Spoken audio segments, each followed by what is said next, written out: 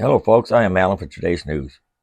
I will be reading and speaking about world news, interesting news to keep you entertained, and news to keep you informed. First thing I got for you right here is from News Nation. $175 million approved for Chinese-owned factory in Michigan. Chinese company Godion wants to build an EV battery factory in Michigan. Residents are concerned that it would be near a military training facility. State funds were approved for the factory despite these worries. Brian Enton. Updated, April 21, 2023/6:41 p.m. Central Daylight Time. News Nation. A Michigan Senate committee approved $175 million in state funds for a Chinese manufacturer's controversial project in Green Charter Township. Funds were approved in a narrow vote after multiple Democratic lawmakers in Michigan's Senate Appropriations Committee sided with Republicans. The Detroit News reported 10 yes votes came from Democrats, while no votes came from 3 Democratic lawmakers and 6 GOP senators. Godion Incorporated, whose parent company is based in China, plans to build a $2 billion electric vehicle battery plant in Green Charter Township, a rural community of about 3,200 that's about an hour north of Grand Rapids. Green Charter Township's board appears to support Goshen's plan, saying it's a large investment that would bring more than 2,000 jobs to the area. But residents aren't convinced allowing the company in the area is a good idea. A recent township board meeting had to be moved outside so residents could express their dismay at the project. Some are worried because the planned factory is set to be built about 100 miles from Camp Grayling, where the Michigan National Guard is training the Taiwan military. This is Godion High Tech, a communist Chinese company wiggling their way into our country, into our county doing this. They don't follow our rules. They are America's enemy right now, resident Ormond Hook said. One resident, Lori Brock, told News Nation that many nearby property owners have already agreed to sell their land to Godion. This is not the way it should be, said Block. We're all zoned agriculture here. In an interview Friday on Elizabeth Vargas Reports, Brock said residents are being lied to about what the jobs will pay and the company's ties to the Chinese Communist Party. The price of the jobs has gone from $60,000 a year to $40,000, to when we interviewed them it was more like $24 an hour, and that was with the Chinese nationals averaged in, so it's really about $18 an hour. They are not high-paying jobs, she said. Anything that they've said hasn't been truthful. Suspect. One clause in Goshen's corporate document states that the company shall set up a party organization and carry out party activities in accordance with the Constitution of the Communist Party of China. The company shall ensure necessary conditions for carrying out party activities, the document said. Godion recently addressed this clause at a virtual town hall. Has the Communist Party penetrated this company? No, said Chuck Thalen, the company's vice president of North American operations. Do we have articles of incorporation that require a specific paragraph, or you don't do business in the country of China? Yes, but it's not a corporate culture. Okay, now, United States trying to get rid of TikTok because of getting information from everybody. And then their weather balloon fell, or spy balloon rather. Now they want to put a battery plant, 100 miles from the Michigan National Guard training that's training the Taiwan military, which is China wants to take over Taiwan. And this is one of the clauses in their thing there. It says, Article 9, the company shall set up a party organization and carry out party activities in accordance with the Constitution of the Communist Party of China. The company shall ensure necessary conditions for carrying out party activities. Now, this is not right. This is like the Trojan horse. They're just trying to get in more and more and more.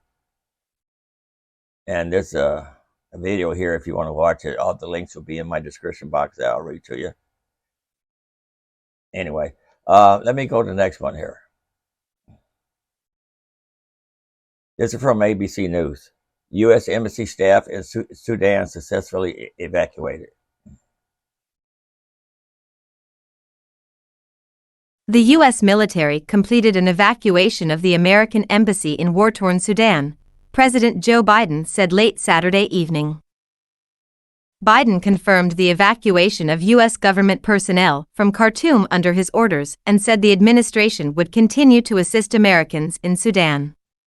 Biden praised embassy staff, saying on a statement they embodied America's friendship and connection with the people of Sudan. "I am grateful for the unmatched skill of our service members who successfully brought them to safety," he said. "And I thank Djibouti, Ethiopia, and Saudi Arabia, which were critical to the success of our operation." More dead bodies line the streets amid fighting in Sudan, American confirmed among fatalities. Biden said the embassy had been temporarily closed, but our commitment to the Sudanese people and the future they want for themselves is unending. Secretary of State Antony Blinken said that the suspensions of operations at the embassy in Khartoum were due to the growing security risk and ensuring the safety of personnel. The widespread fighting has caused significant numbers of civilian deaths and injuries and damage to essential infrastructure and posed an unacceptable risk to our embassy personnel, Blinken said in a statement. The State Department updated its travel advisory for Sudan to reflect that the U.S. Embassy in Khartoum had suspended operations. The department's advisory for Sudan remains at its highest warning level, where it has been since August of 2021. Defense Secretary Lloyd Austin noted the successful evacuation operation was conducted at Biden's direction. He also highlighted the countries that assisted the operation. "We also thank our allies and partners, including Djibouti, Ethiopia, and Saudi Arabia, which were critical to the success of this operation," Austin said in a statement. The Rapid Support Forces, the Sudanese paramilitary group battling Sudan's army, issued a statement claiming to have aided in the U.S. evacuation. Today, Sunday, the Rapid Support Forces, in coordination with the U.S. Forces mission consisting of 6 planes for the purpose of evacuating diplomats and their families, supervised the necessary arrangements that preceded the evacuation process, the statement read. The Sudanese army said Saturday that evacuations of foreign diplomatic staff from the U.S., UK, France, and China will begin in the coming hours on military airplanes, as fighting persisted in the capital, including at its main airport.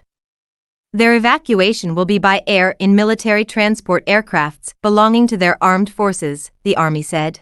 You can read the rest of this in my description box if you like. I'm going to the next one here. This is from Metro. U.S. jet intercepts Russian warplane, intense face-off.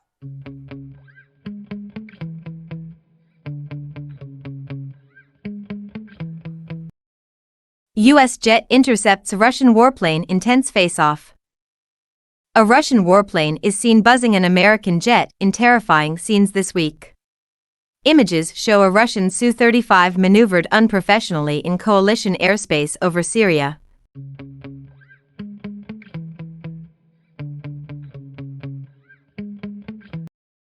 U.S. jet intercepts Russian warplane, intense face-off. The U.S. 9th Air Force's Central, has released declassified footage of the unsafe interaction, credits, SSGTJ, airs/USAF/SWNS.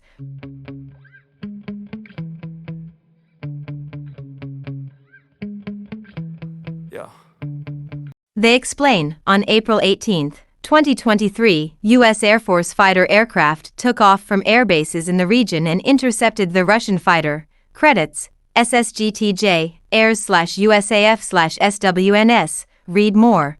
Putin now suffering from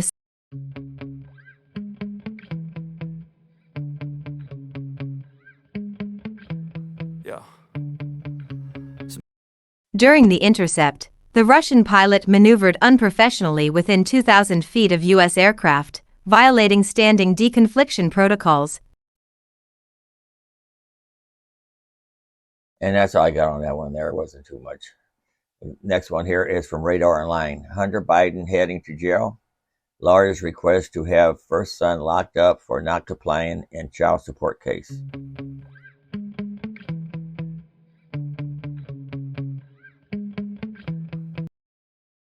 London Roberts, the mother of Hunter Biden's 4-year-old daughter, has requested a judge in Arkansas to imprison the president's son until he provides his financial records as required by the court, RadarOnline.com has learned.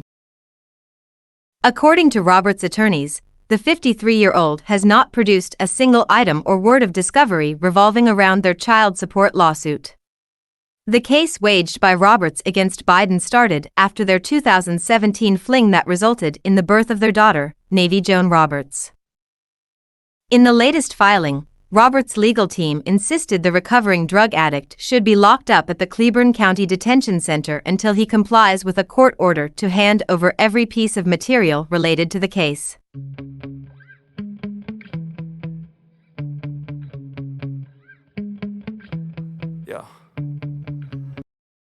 Roberts' attorney Clinton Lancaster said, in those 2 months, the defendant has provided no additional discovery, not so much as one single item or word, and has failed to supplement his answers at the court's directive. There is no valid excuse or justification for the defendant's failure to provide the required disclosures, as the court has granted every single protective order the defendant has asked for since the inception of this case, they continued. The defendant is playing games with this court. The heated case is expected to head toward a 2-day bench trial in July. Biden will also have to submit to a deposition in June in which Roberts' lawyers will likely prod him about his various business practices and overseas ventures. They're also likely to question how it's possible that Biden's finances could have plummeted when he's selling his paintings for up to $500,000 apiece under his latest stint as an abstract artist. Roberts was already rewarded $2.5 million in a settlement from Biden after taking him to court in 2019 and forcing him to take a DNA test proving he was the father of their daughter during a 2017 case. The first son's legal team is trying to block Roberts from retaining Garrett Ziegler, a former Donald Trump staffer, as an expert witness. Biden and his friend Kevin Morris are suing Ziegler for alleged harassment and invasion of privacy in a separate case related to his infamous discovered laptop. And that's all I got on that one there. Let's go to the next one here. This one from the Motley Fool. Joe Biden wants to make this big Social Security change, and most Americans could be on board with it.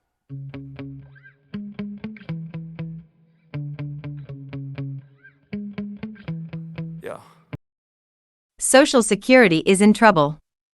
You know it. I know it.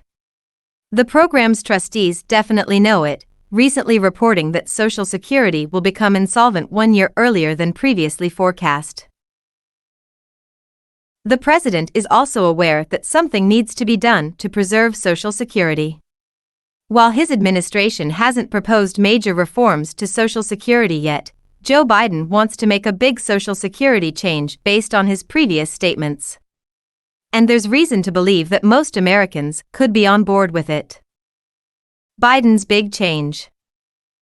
When Biden campaigned for president in 2016, he proposed several benefit increases for Social Security recipients. For example, he wanted to boost the benefits for older Americans who had been retired for at least 20 years. He also sought to increase the minimum benefit, allow surviving spouses to receive higher benefits, and eliminate penalties for public sector workers. However, the biggest Social Security change in Biden's plan was to ask Americans with especially high wages to pay the same taxes on those earnings that middle-class families pay. In particular, he proposed increasing the payroll tax cap to $400,000. This cap is currently $160,200. Thus far in his presidency, Biden hasn't put forward a plan including this change. He did, though, include a similar idea for Medicare in his proposed 2023 budget. Biden called for a tax increase on all annual earnings above $400,000 to help preserve the federal healthcare program. What Americans think.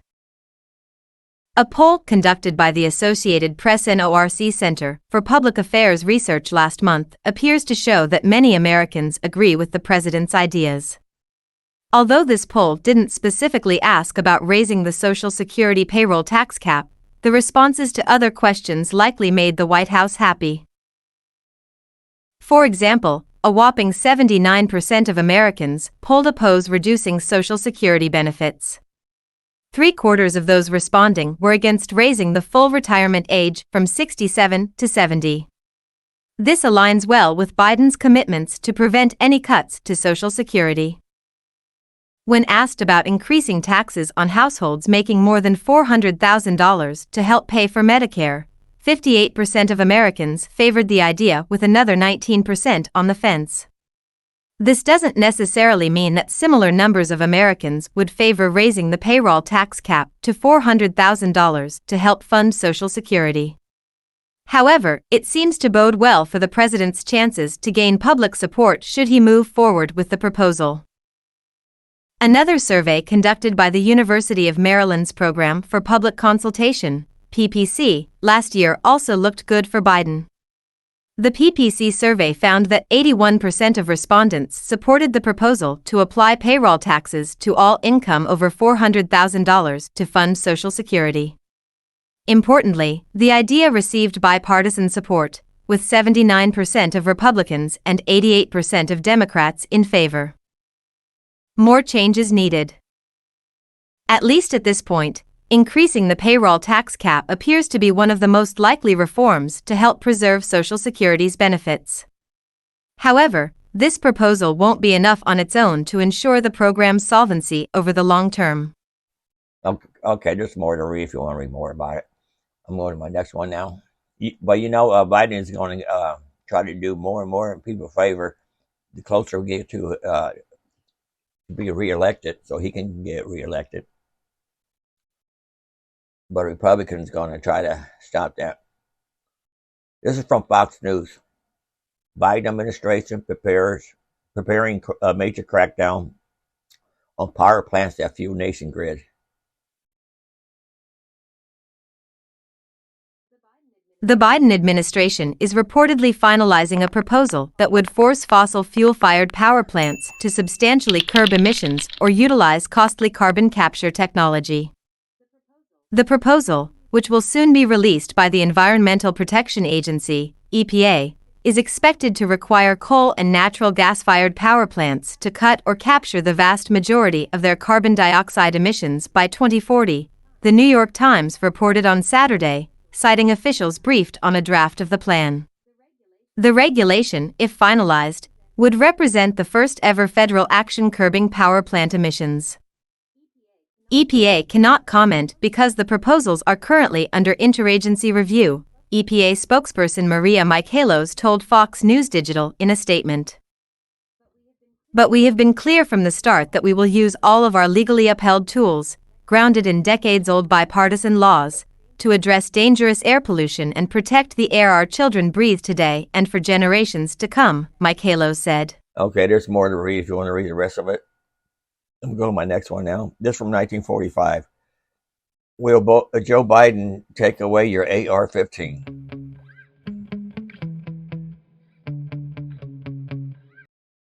Good luck buying an assault weapon in the state of Washington. The governor is ready to sign a bill that would ban the sale of dozens of models of semi-automatic, military-style rifles such as AR-15s and AK-47 variants.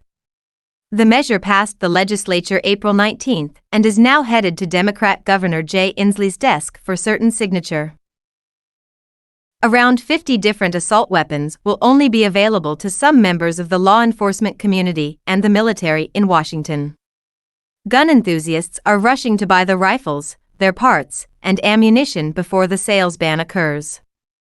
The law does not bar the ownership of assault rifles that people already own. Supporters versus opponents of assault weapons.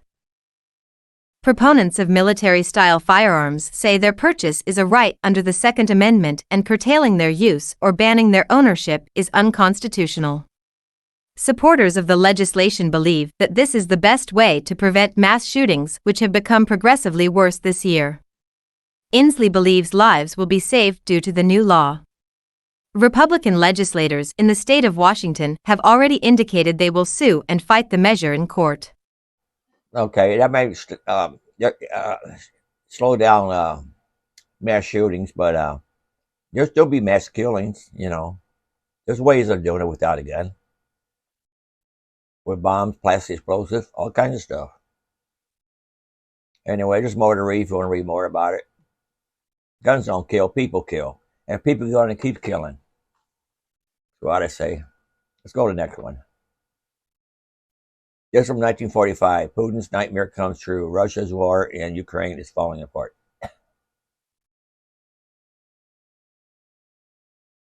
The Russian campaign in Ukraine is falling apart. In January, the Russian forces launched a large-scale offensive all across the Donbass. Their goal was to push back the Ukrainian forces and achieve an operational breakthrough. They have failed. And in the process, they have lost almost 80,000 men killed or wounded. Over 400 days into the war in Ukraine, the Ukrainian military continues to prepare for its large-scale counteroffensive. Ukrainian officials have suggested that the offensive will take place sometime in the next few weeks, likely at the end of May or the start of June. Russian casualties. The Russian forces continue to suffer losses on a daily basis in Ukraine. And I'm going to stop it there. There's more to read if you want to read about it. Let's go to the next one here. This from LA Times.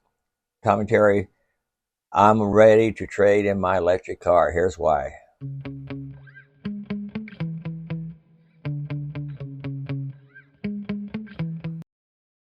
I love how I never have to buy gas. I love how it glides quietly up the street. I love that it has so much pickup that I can easily blow past gas-powered muscle cars if I want to. I love having stickers that allow me to drive solo in the HOV lanes. I love that routine maintenance consists of little more than rotating the tires. But after 3 years, I am thinking seriously of trading it in for the gas-powered hybrid plug-in version. Why? Because as much as I love my car, I loathe that I can't travel around California. A state has led the electric car revolution, with confidence that I can get a charge when I need one.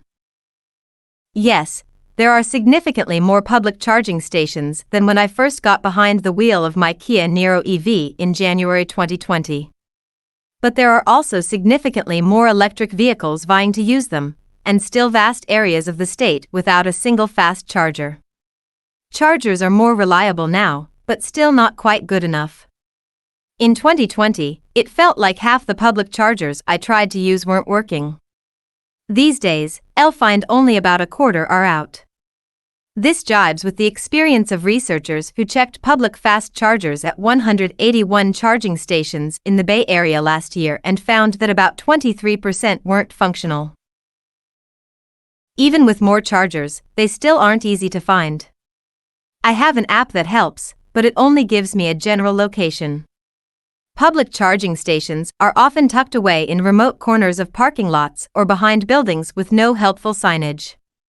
They may be accessible only during business hours or, if in a hotel, only for paying guests to use. Okay, and that's all there is to read on that one. And let's go to the next one here. This one here from the Telegraph. British businesses brace for war as China rattles sabers in Taiwan. On a cloudy April morning, with the world's media distracted by an explosive leak of highly sensitive documents from the Pentagon, more than 100 Chinese warplanes and ships circled Taiwan. The 3-day onslaught earlier this month was not the beginning of war, but rather the latest in a series of increasingly aggressive military drills dubbed United Sharp Sword, in which Beijing rehearsed a full-blown invasion of its tiny democratic neighbor. China's military, it confidently declared, was now ready to fight. Xi Jinping's latest war games, which came as the Pentagon leaks revealed a warning that Taiwan was unprepared to fend off an attack by China, were a timely reminder of the threat of a conflict that would further destabilize an increasingly fragile geopolitical situation. But worsening relations with Beijing aside, there are growing fears that a war in the region would upend global supply chains and leave the West scrambling to get hold of crucial technology. Now, British companies are being urged to act. Alicia Kearns, chair of the Foreign Affairs Committee, says bosses shouldn't ignore escalating tensions in the Indo-Pacific. Okay, there's more to read on that if you want to read it. I'm going to my last one here now. This is from Commando. Signs your phone or computer is infected with a keylogger. Hackers and scammers are a constant threat, but they're not the only ones you must worry about. People in your social circles, or even in your own house, can spy on you by forwarding your calls and texts. Tap or click here to check if your calls are being intercepted and how to stop it. Keyloggers are programs installed on devices to record keystrokes. Employers use them to monitor worker activity during office hours, while parents also use these tools to keep tabs on their children. Unsurprisingly, crooks have adapted these tools, implanting keyloggers on computers and spyware on phones. They can create login screens to capture your usernames and passwords and scan your activity for credit card numbers. Here's how to spot and remove this threat. Check your computer.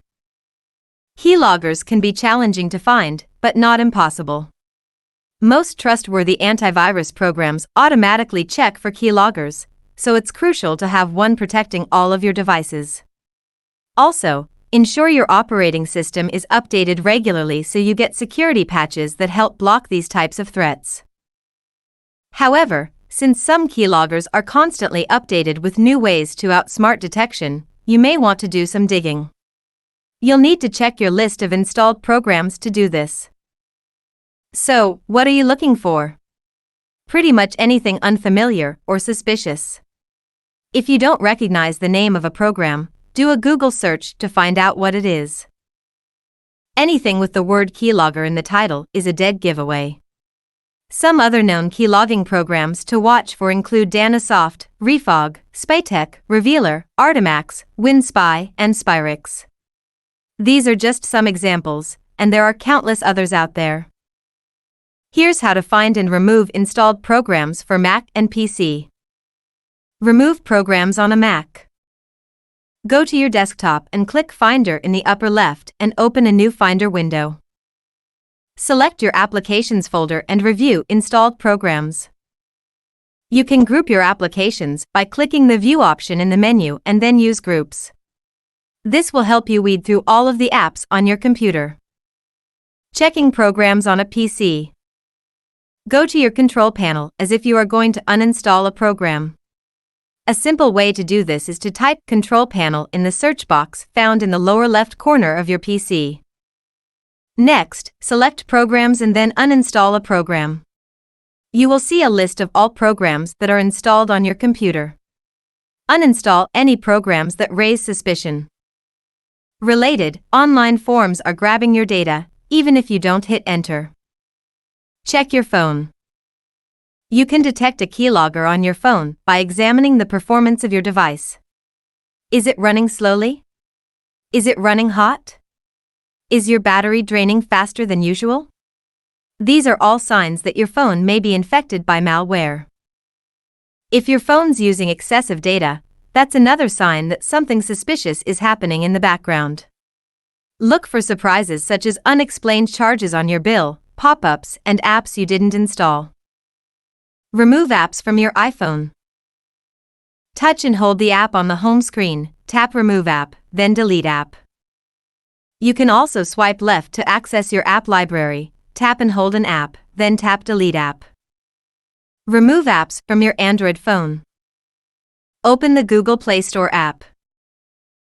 At the top right, tap the profile icon. Tap Manage Apps and Devices Manage. Tap the name of the app you want to delete.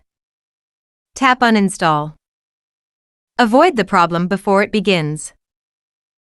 There are a few basic steps you can take to keep your devices protected from malware. Keep your devices up to date. Check for Android, iOS, macOS, and Windows updates for the latest patches and security fixes. Be careful when clicking on ads or opening links if you aren't expecting it or don't know the sender of a text or email. Stay away. Only download apps from official app stores. Avoid all others like the plague. Always use 2FA. Use two-factor authentication for better security whenever available. Tap or click here for details on 2FA. Be wary of links and attachments. Don't click on links or attachments you receive in unsolicited emails or text messages. They could be malicious, infect your device with malware, and steal sensitive information. Antivirus is vital. Always have a trusted antivirus program updated and running on all your devices. We recommend our sponsor, Total AV. Okay, I'm going to stop it there. That's all I got for you for now. Remember, I am Alan for today's news. I will be reading and speaking about world news, interesting news, news to keep you entertained, and news to keep you informed. I hope I got some information you can use there and help you. And don't forget to like, subscribe. And until next time, thanks for watching.